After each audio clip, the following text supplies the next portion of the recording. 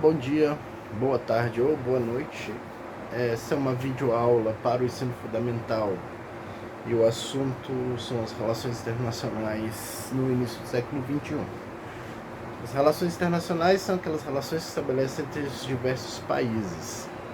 Essas relações elas são de certo modo ordenadas, mas na maior parte do tempo elas são relações anárquicas, ou seja, não existe uma legislação acima dos países que estabeleça como eles devem atuar nas suas relações. Os países se relacionam de diversas maneiras uns com os outros, por meio de tratados comerciais, por meio de problemas de fronteira, por meio da diplomacia e também pelos meios destrutivos como a guerra. Essa guerra ela pode ser uma guerra com vias de fato, ou seja, com luta, batalha, etc., uma guerra comercial ou uma guerra diplomática, a fim de disputar, por exemplo, poder sobre outros países. Essa relação em que um país tenta dominar outros pode ser um domínio efetivo, né? Fazer daquele país uma colônia, uma parte, um agregado do país de referência, ou pode ser em termos político-econômicos, em que uma nação busca fazer com que a outra se torne sua aliada ou perca força, etc. O país que consegue se estabelecer numa relação de dominância com o maior número de países que todos os outros é um país chamado de hegemônico. A potência hegemônica da nossa época se chama Estados Unidos da América. Essa potência ela busca cada vez mais ampliar os seus domínios sobre os demais países, vendendo mais produtos, exportando o seu modo de vida, fazendo as coisas funcionarem do modo que lhe traga mais lucro, mais domínio, mais poder sobre os outros e etc. E esse local, que é o local de potência hegemônica, é um local disputado.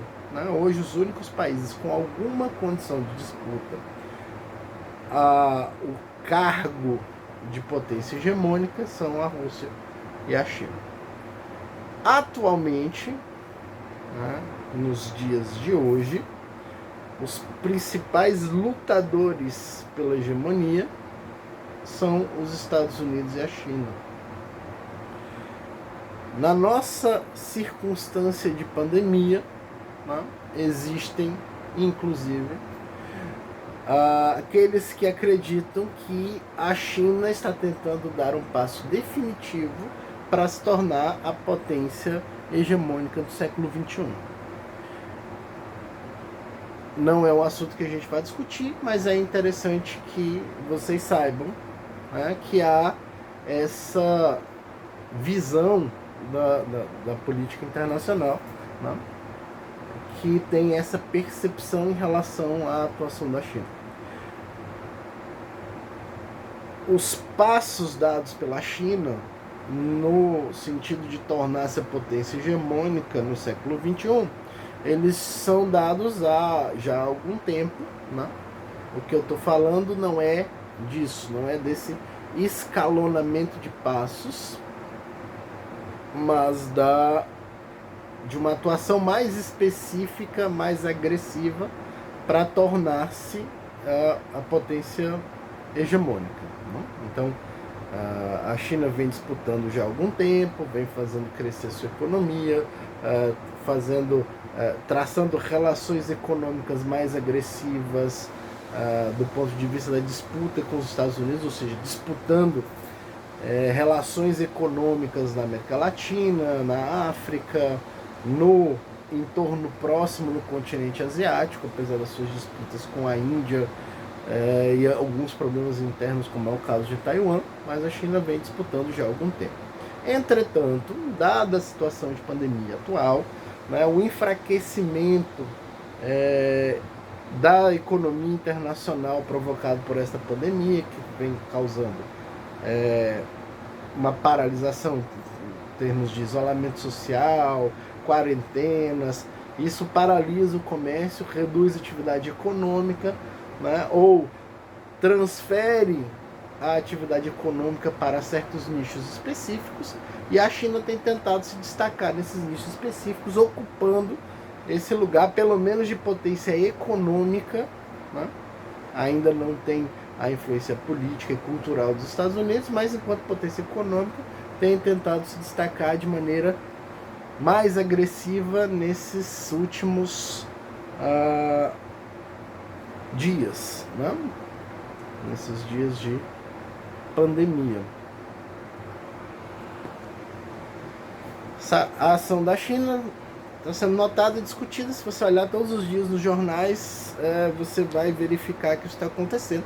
Por outro lado, há uma tentativa de retaliação por parte dos Estados Unidos e seus aliados, que vem confrontando, né, e tentando dificultar essa ascensão, pelo menos econômica, que a China está buscando nesses tempos. Se você verificar o jornal por esses dias, por exemplo, o Japão tem anunciado, o Japão aliado dos Estados Unidos, tem anunciado que vai retirar toda a sua indústria da China.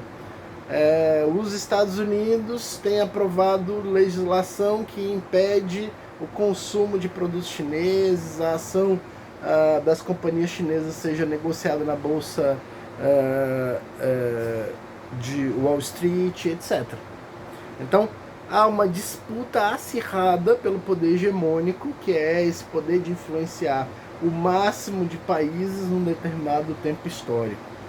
E essa disputa, como eu falei, ela tem 3 atores, mas 2 têm se destacado: a atual potência hegemônica dos Estados Unidos e a China, que busca ocupar este papel de potência hegemônica. Como é que o Brasil fica nessa história toda? O Brasil, as relações internacionais do Brasil até algum tempo atrás eram relações de aproximação da China e um certo afastamento dos Estados Unidos em termos de dependência política e econômica, mas esses são os 2 principais parceiros econômicos do Brasil. A China ganhou destaque porque, como eu falei, a orientação das relações internacionais brasileiras eram nesse sentido de aproximação com a China. Com a queda de Dilma, né, o impeachment da Dilma, houve um certo afastamento, né, o Brasil estava consolidado num bloco internacional chamado BRICS, que envolvia o Brasil, a Rússia, a Índia, a China e a África do Sul, e toda a sua ação internacional, não toda, mas grande parte da sua ação internacional, era no sentido de consolidar este bloco de países. E o principal ator deste bloco de países era a China, com maior potência econômica entre os 5. O que aproximou muito o Brasil da China, né? Só que com a queda da Dilma, a orientação retrocedeu um pouco, já com o presidente Temer, e com a ascensão de Bolsonaro, com a vitória nas eleições, houve uma nova guinada rumo aos Estados Unidos, ou seja, o Brasil, né,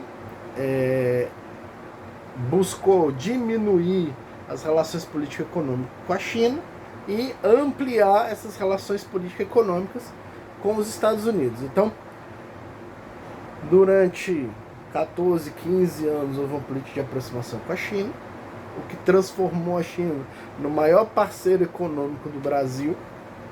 E agora a ideia é diminuir um pouco essas relações com a China e voltar a se relacionar principalmente com os Estados Unidos.